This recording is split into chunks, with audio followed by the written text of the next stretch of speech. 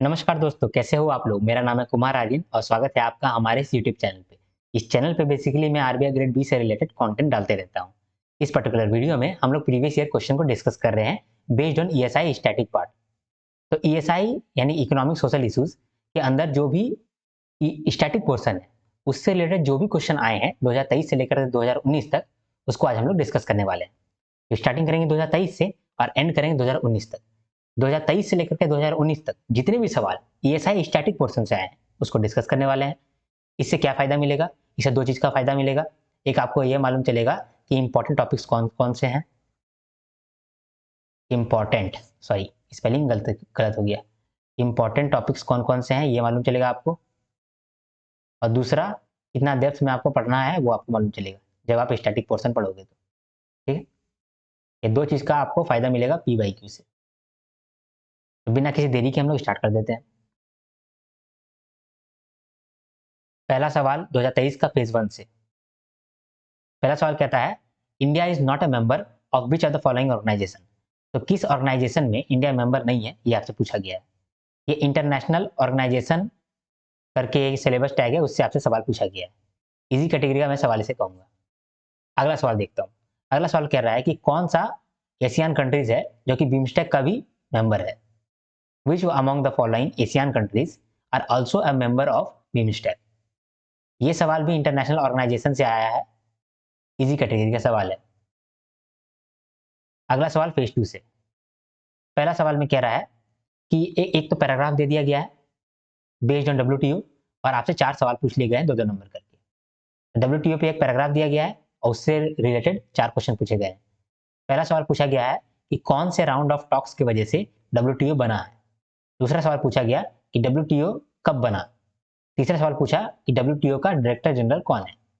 और चौथा सवाल में पूछा कि top most decision making body WTO का कौन है। ठीक है,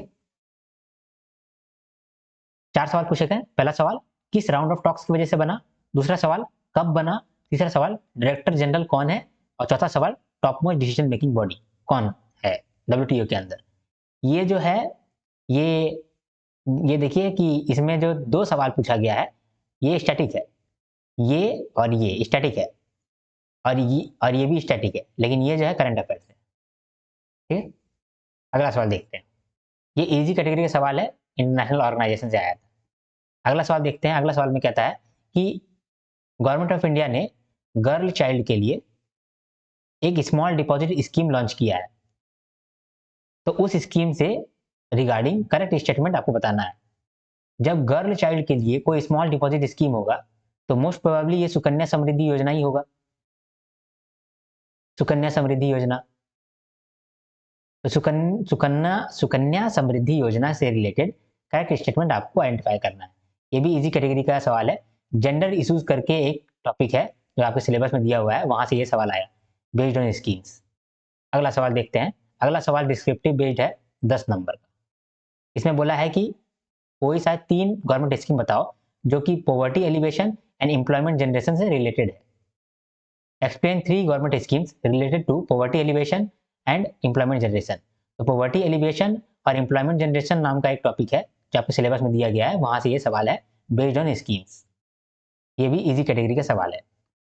अगला सवाल देखते हैं। अगला सवाल में कह रहा है कि मॉनेटरी पॉलिसी समझाओ, discuss monetary policy and mention at least 8 monetary policy instrument. तो पहले तो मॉनेटरी पॉलिसी समझाओ और फिर मॉनेटरी पॉलिसी इंस्ट्रूमेंट भी बताओ, ये आपसे पूछा है। तो मॉनेटरी पॉलिसी नाम का टॉपिक है सिलेबस में, वहां से आपको ये सवाल पूछा गया है। ये भी इजी कैटेगरी का सवाल है, लेकिन 10 नंबर का सवाल है, 400 वर्ड्स के लिए। अगला सवाल देखते हैं। अगला सवाल अब 2022 का फेज 1 से चालू होगा। इसमें पहला सवाल बोल रहा है कि OECD, organisation for economic cooperation and development, इसमें कितना मेंबर कंट्रीज है। इस ऑर्गेनाइजेशन के अंदर कितना कंट्री मेंबर है वो आपसे पूछा है। ओईसीडी में कितना मेंबर कंट्रीज है, organisation for economic cooperation and development. ये भी इंटरनेशनल ऑर्गेनाइजेशन पे बेस्ड है सवाल, लेकिन ये डिफिकल्ट सवाल में से कहता हूँ। अगला सवाल देखता हूँ। अगला सवाल में कह रहा है कि अटल पेंशन योजना, इसके अंतर्गत कोई इंसान अगर 18 साल का एज है और वो चाहता है कि 60 साल के बाद वो मंथली 5,000 रुपया पेंशन उठाए, तो उसको कितना प्रीमियम भरना पड़ेगा, ये आपसे सवाल पूछा है। ये स्कीम पे बेस्ड है और कौन सा सिलेबस का टॉपिक से है, एम्प्लॉयमेंट जनरेशन टॉपिक से है। ठीक है, इस सवाल में क्या बोल रहा है, अटल पेंशन योजना के अंदर एक इंसान जो कि 18 साल है, 18 साल का बच्चा है, वो कितना प्रीमियम भरेगा, कितना प्रीमियम भरेगा ताकि 60 साल का उम्र में उसको 5,000 करके मंथली पेंशन मिलने लगे,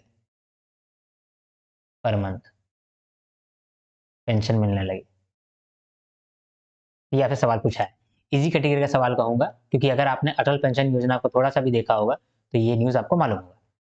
अगला सवाल देखते हैं। अगला सवाल है, यूएनसीईडी का फुल फॉर्म बताओ, यूएनसीईडी का फुल फॉर्म बताओ। देखिए, एक तो ये इंटरनेशनल ऑर्गेनाइजेशन है, इसीलिए आपसे ये सवाल पूछा गया, और दूसरा कि इन्वायरमेंट पे बात हो रहा है, तो यहाँ इंटरनेशनल ऑर्गेनाइजेशन भी टॉपिक में था, प्लस इन्वायरमेंटल इशूज ये भी टॉपिक में था। तो दो सिलेबस टॉपिक से मिला करके ये सवाल पूछा गया कि यूएनसीईडी का फुल फॉर्म क्या है। ये मॉडर्न किस्म का सवाल है। अगला सवाल देखते हैं। अगला सवाल में कह रहा है कि सागरमाला प्रोग्राम एक फ्लैगशिप प्रोग्राम है, यानी कि बहुत पॉपुलर प्रोग्राम है मिनिस्ट्री ऑफ शिपिंग का, जिसके अंदर हम लोग पोटेंशियली नेविगेबल वाटरवेज बना रहे हैं, मतलब कि रास्ते से जाने वाला, रास्ते से नहीं, समुद्र से जाने वाला रास्ता, तो समुद्र से जाने वाला रास्ता के लिए ये प्रोग्राम लॉन्च किया गया है। तो कितना किलोमीटर का समुद्र का रास्ता हम लोग बनाना चाहते हैं इस स्कीम के अंदर, वो आपसे पूछा गया है। तो ये ग्लोबलाइजेशन से रिलेटेड ये सवाल है, ये भी डिफिकल्ट सवाल है। अगला सवाल देखते हैं। अगला सवाल में कह रहा है कि आरबीआई का एक ऑर्गेनाइजेशन है, national centre for financial education, NCFE, जो कि एक एनपीओ है, नॉन प्रॉफिट ऑर्गेनाइजेशन है। तो ये किस सेक्शन के अंदर इनकॉर्पोरेट किया गया, सेटअप किया गया? तो जो भी एनपीओ होता है या फिर नॉन प्रॉफिट ऑर्गेनाइजेशन होता है जो कि प्रॉफिट के लिए काम नहीं करता है, वो हमेशा सेक्शन 8 के अंदर ही रजिस्टर होता है। एनपीओ का दूसरा नाम ही है सेक्शन 8 कंपनी, एनपीओ का दूसरा नाम ही सेक्शन 8 कंपनी है। तो ये जो national centre for financial education है, ये आरबीआई का ही ऑर्गेनाइजेशन है, जो कि फाइनेंशियल अवेयरनेस पहुंचाता है, हाँ, और फाइनेंशियल एजुकेशन पहुंचाता है। इसके लिए आरबीआई ने एक एनपीओ बनाया है। तो ये कौन सा सेक्शन के अंदर सेटअप किया गया है, ये आपसे पूछा है। तो ये जनरल सवाल है, आपको आता होगा तो आता होगा, कहीं आप पढ़ करके इसको जवाब नहीं दिए होंगे, एक्सपेक्टेड सवाल नहीं था ये, इसीलिए मैं इसे डिफिकल्ट सवाल कह रहा हूँ, ये डिफिकल्ट क्वेश्चन था। अगला सवाल अब 2021 का चालू हो जाएगा फेज 1 से। 2021 के फेज 1 में एसडीजी से आपका एक सवाल आया कि 17 सस्टेनेबल गोल्स है, सस्टेनेबल डेवलपमेंट गोल्स, जो यूएनडीपी ने नोटिफाई किया है। तो एसडीजी 5 क्या है, वो आपसे पूछा है। देखिए, ये जो यूएनडीपी है, ये बहुत सारा देश के साथ मिल करके सस्टेनेबल डेवलपमेंट गोल्स बनाया गया, ठीक है, जिसमें कहा गया कि 2030 तक हम लोग 17 गोल्स अचीव करेंगे बेस्ड ऑन सस्टेनेबल डेवलपमेंट। तो 17 गोल्स में से सारे गोल्स का कुछ कुछ नाम है, एसडीजी 1 का कुछ नाम है, एसडीजी 2 का कुछ नाम है, एसडीजी 3 का कुछ नाम है, तो एसडीजी 5 का क्या नाम है, ये आपसे पूछा है। ये भी इजी कैटेगरी का सवाल है, क्योंकि सस्टेनेबल डेवलपमेंट हमारे सिलेबस में दिया हुआ है। अगला सवाल देखते हैं। अब अगला सवाल फेज 2 से है, इसमें पूछा गया है, देखिए सस्टेनेबल डेवलपमेंट से ही ये भी सवाल है कि 2030 का जो एजेंडा था सस्टेनेबल डेवलपमेंट गोल्स के लिए, वो 193 मेंबर के द्वारा एग्री किया गया। तो इसको ऑर्गेनाइज कौन किया है, वो आपसे पूछा है। 2030 का agenda for sustainable development goals which has been agreed upon by all 193 member states was organized by which organization? ये भी इजी कैटेगरी का सवाल है, क्योंकि सस्टेनेबल डेवलपमेंट गोल्स आपके सिलेबस में ही दिया हुआ है, थोड़ा तो आप पढ़ाई करेंगे ही, इसीलिए ये एक्सपेक्टेड सवाल हो जाता है। अगला सवाल देखते हैं। अगला सवाल में कहता है कि फॉरेन ट्रेड और इन्वेस्टमेंट का क्या क्या एडवांटेज है, ये बताओ। फॉरेन ट्रेड मतलब कि आप अपने देश से दूसरे देश में बिजनेस कर रहे हैं या फिर इन्वेस्टमेंट कर रहे हैं, तो उसका क्या एडवांटेज है, ये आपसे पूछा गया है। ये भी इजी कैटेगरी का सवाल है, ग्लोबलाइजेशन से रिलेटेड है ये सवाल है। अगला सवाल देखते हैं। इस सवाल में कह रहा है कि पॉवर्टी एस्टिमेट करने के लिए हम लोग क्या क्या करते हैं, और उसमें क्या फायदा है क्या नुकसान है ये बताओ। Define various measures of poverty estimation and their merits and demerits in terms of per capita income, inflation and consumption and safety net. बोला कि हम लोग जब पॉवर्टी हटाने की बात करते हैं तो पहले तो हम लोग पॉवर्टी को एस्टिमेट करेंगे कितना पॉवर्टी है कितना नहीं है। तो बोल रहा है कि पहले तो ये बताओ कि पॉवर्टी एस्टिमेशन कितना तरीके से हो रहा है, कितने तरीके से हम लोग कर रहे हैं। पॉवर्टी एस्टिमेशन का क्या मतलब था? पॉवर्टी को गिनना, गरीबी को गिनना। तो गरीबी को किस तरह से गिन रहे हैं ये बताओ। अब गरीबी को गिन रहे हैं, इसका कुछ फायदा होगा और इसका कुछ नुकसान होगा, वो भी बताओ। ये इजी कैटेगरी का सवाल है, पॉवर्टी एलिवेशन टॉपिक से ये सवाल आया है। मैं जब आपको नोट्स कराऊंगा स्टैटिक पॉइंट का तो ये सब कुछ डिस्कशन करूंगा वहां पर। अब 2019 का फेज 1 डिस्कस करते हैं। 2019 का फेज 1 में कहता है कि अगर reserve bank of India CRR कम कर देगा तो बैंक क्या कर पाएगा? रिजर्व बैंक ऑफ इंडिया यानी कि आरबीआई अगर सीआरआर घटा देगा तो बैंक क्या कर लेगा, बैंक क्या कर पाएगा, ये आपसे पूछा है। ठीक है, बैंक क्या कर पाएगा?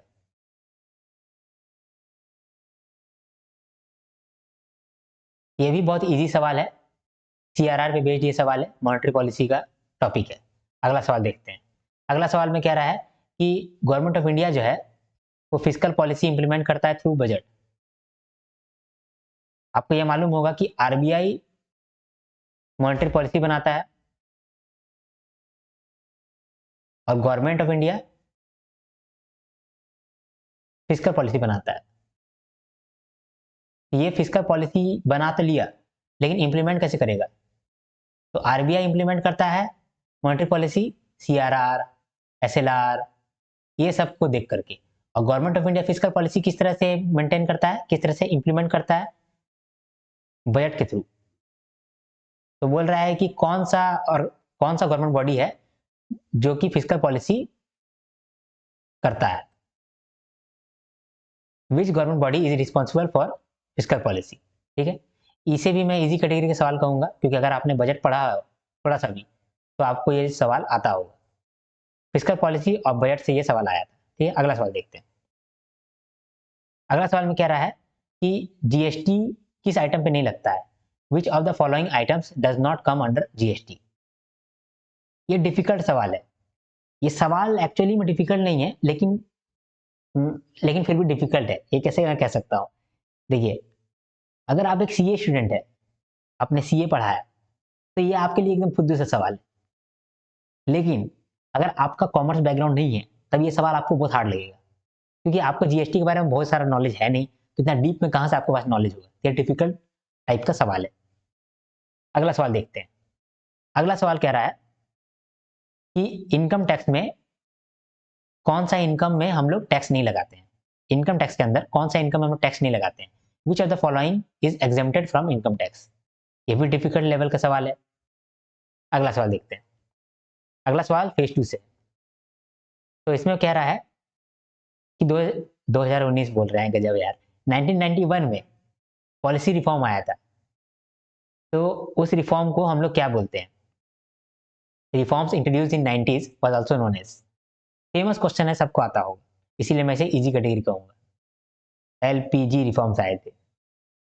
अगला सवाल देखते हैं। अगला सवाल बजट पे है। एफआरबीएम एक्ट करके एक टॉपिक है, FRBM act, physical responsibility and budget management act. तो इस एक्ट से रिलेटेड आपसे 3 सवाल पूछे गए हैं। पहले आपको पैसेज दे दिया गया, अब बेस्ड ऑन द पैसेज 3 सवाल पूछे गए। पहला सवाल देखते हैं। पहला सवाल में कह रहा है कि अगर हम लोग फिजिकल डेफिसिट में इंटरेस्ट पेमेंट माइनस कर देंगे तो क्या मिलेगा? तो क्या मिलेगा ये आपसे पूछा है। If we deduct interest payment from fiscal deficit it will be known as. अगला सवाल पूछता है which of the following is not a mode of deficit financing. जब हमारे देश में डेफिसिट हो जाता है तो डेफिसिट को दूर करने के लिए हम लोग कुछ करते हैं। तो यहाँ पूछ रहा है कि क्या नहीं करते हैं वो बताओ, तो यहाँ आपको वो बताना था। अगला सवाल देखते हैं। अगला सवाल में कहता है कि फिजिकल कंसोलिडेशन करने की वजह से गवर्नमेंट को क्या करना पड़ेगा। गवर्नमेंट देखिए, जब गवर्नमेंट बहुत सारा पैसा खर्चा कर दिया, लेकिन अब देख रहा है कि पैसा तो बहुत ज़्यादा खर्चा कर दिए, इतना खर्चा नहीं करना चाहिए था। तो क्या करता है गवर्नमेंट कि खर्चा कम करने लगता है, और उसको ही हम लोग फिजिकल कंसोलिडेशन कहते हैं। तो यहाँ पर आपसे पूछा है government measures to manage its finance by fiscal consolidation, तो इसकी वजह से क्या होगा। तो गवर्नमेंट एक्सपेंडिचर कम हो जाएगा, इसीलिए आंसर है रिड्यूस गवर्नमेंट एक्सपेंडिचर। तो हम लोगों ने यहाँ पर 3 सवाल देखा। पहला सवाल में कहा गया कि अगर फिजिकल डेफिसिट से हम लोग इंटरेस्ट पेमेंट माइनस कर देंगे तो क्या मिलेगा। तो दूसरा सवाल पूछा गया कि डेट फाइनेंसिंग किस तरह से करती है सरकार। तीसरा सवाल पूछा गया कि फिजिकल कंसोलिडेशन मतलब क्या। ये बजट से सवाल है, इजी कैटेगरी का मैं से सवाल कहूंगा। बजट के अंदर हम लोग एफआरबीएम एक्ट पढ़ते हैं, तो उसी से ये सवाल था।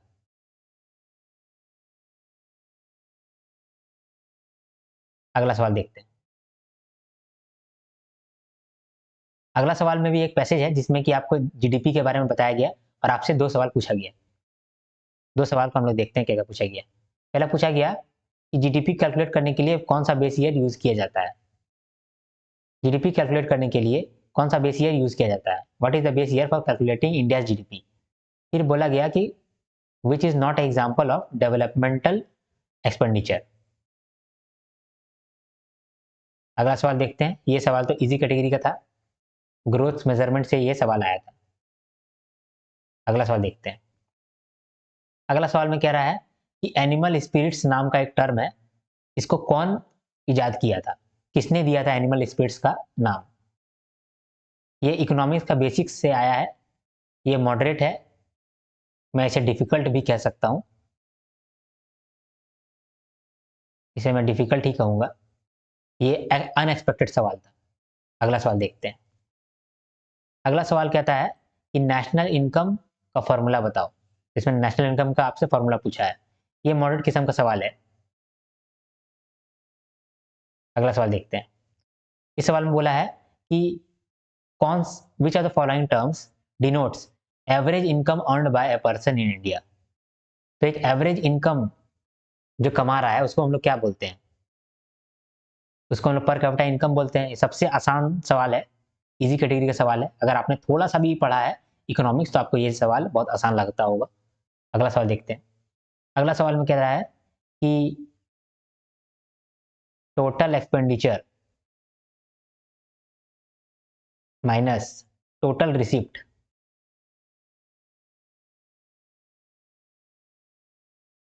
Minus borrowings and interest payments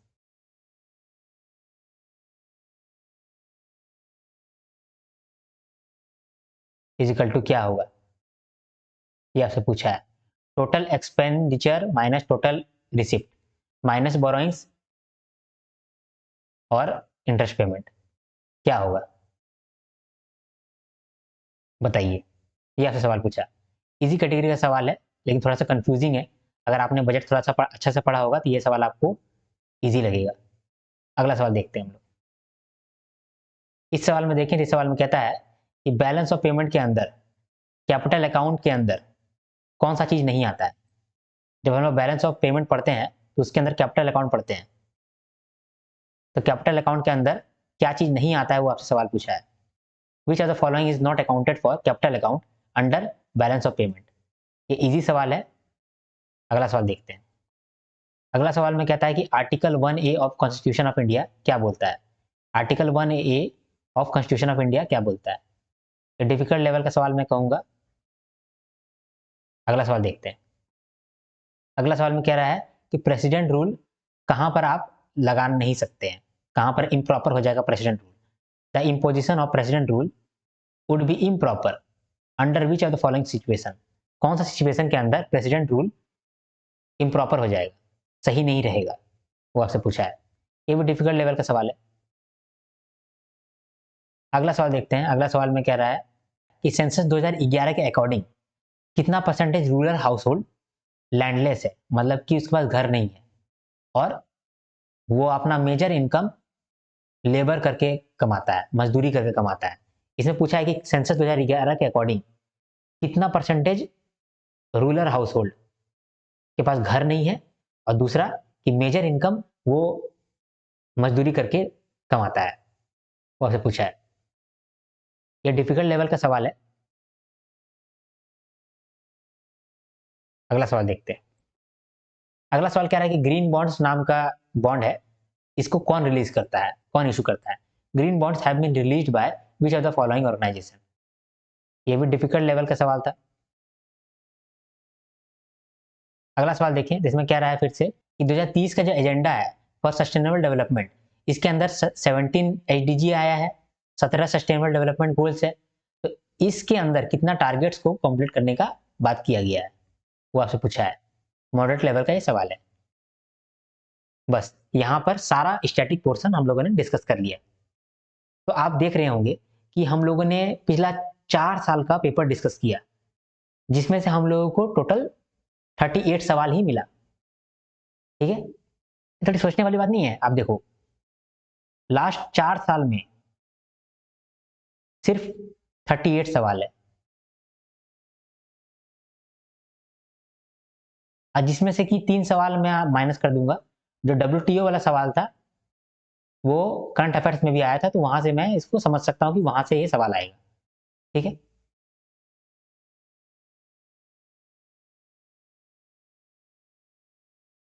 तो मैक्सिमम मतलब कितना सवाल हुआ? 35 सवाल हुआ, जो कि आपसे पूछा गया 4 साल में। इसका क्या मतलब हुआ? एक साल में 9 सवाल, है ना? तो स्टैटिक पोर्शन से कितना कम सवाल पूछा जाता है, ये आपको मालूम चल रहा होगा। लेकिन कम सवाल पूछा जाता है ऑब्जेक्टिव में, लेकिन डिस्क्रिप्टिव में पूछ लेता है। अगर आप ध्यान से देखें, डिस्क्रिप्टिव में पूछ रहा है, आपको दिखाता हूं मैं। डिस्क्रिप्टिव में आपने देखा ना, अभी डिस्क्रिप्टिव में पूछता है। छोड़िए, अभी मैं सारा को वापस से करूंगा, तब आप देख लेना। तो डिस्क्रिप्टिव में पूछ लेता है, इसीलिए आप ऐसा नहीं सोच सकते हैं कि कम नंबर ऑफ सवाल है तो इतना इंपॉर्टेंट नहीं है स्टैटिक पोर्शन। डिस्क्रिप्टिव में आपसे 10 नंबर का, 15 नंबर का पूछ ले रहा है, समझे? इसीलिए आपको डिस्क्रिप्टिव करना भी उतना ही इंपॉर्टेंट है। चलिए हम लोग वापस से सारा सवाल को एक बार देख लेते हैं रैपिड फायर करके।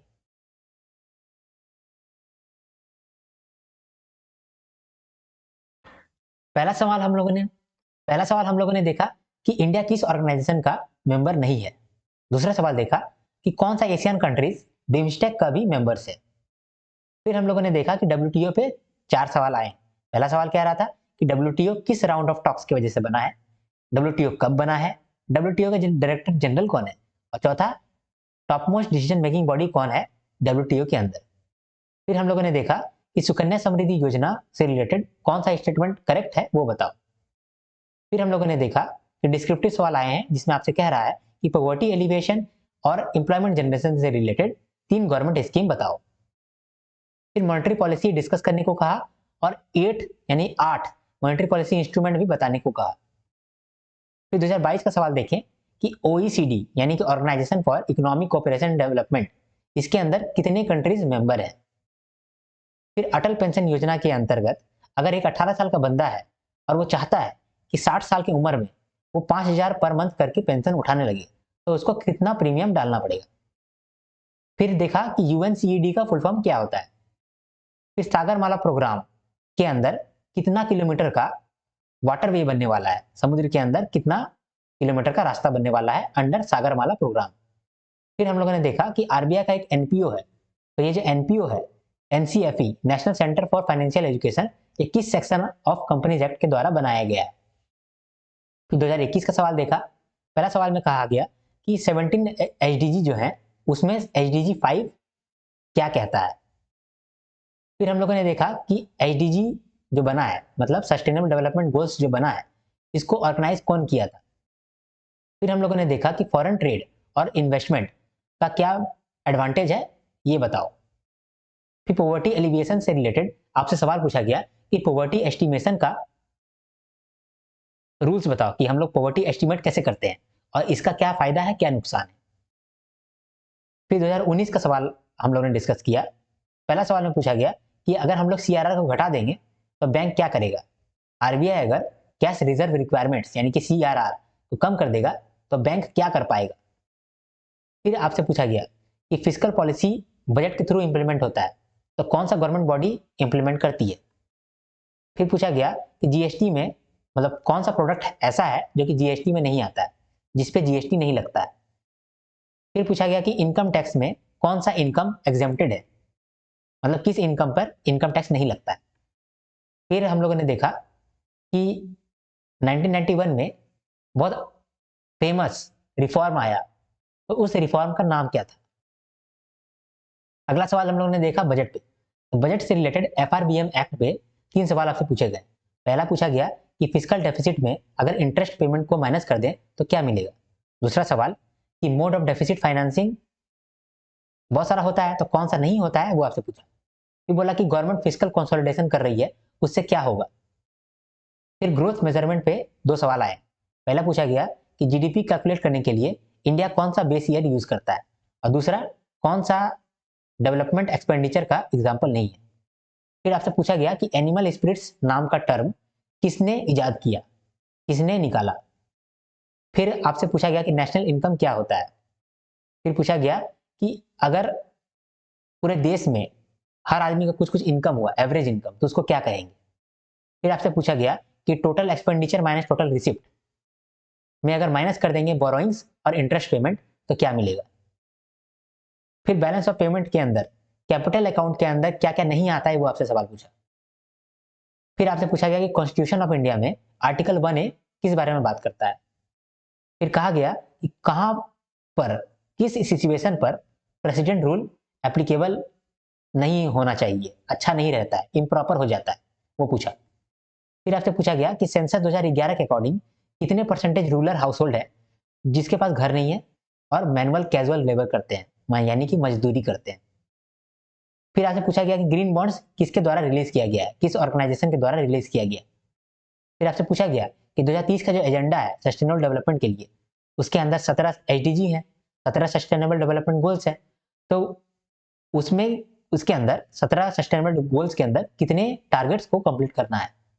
और इस तरह से हम लोगों ने हर क्वेश्चन को डिस्कस कर लिया एक बार।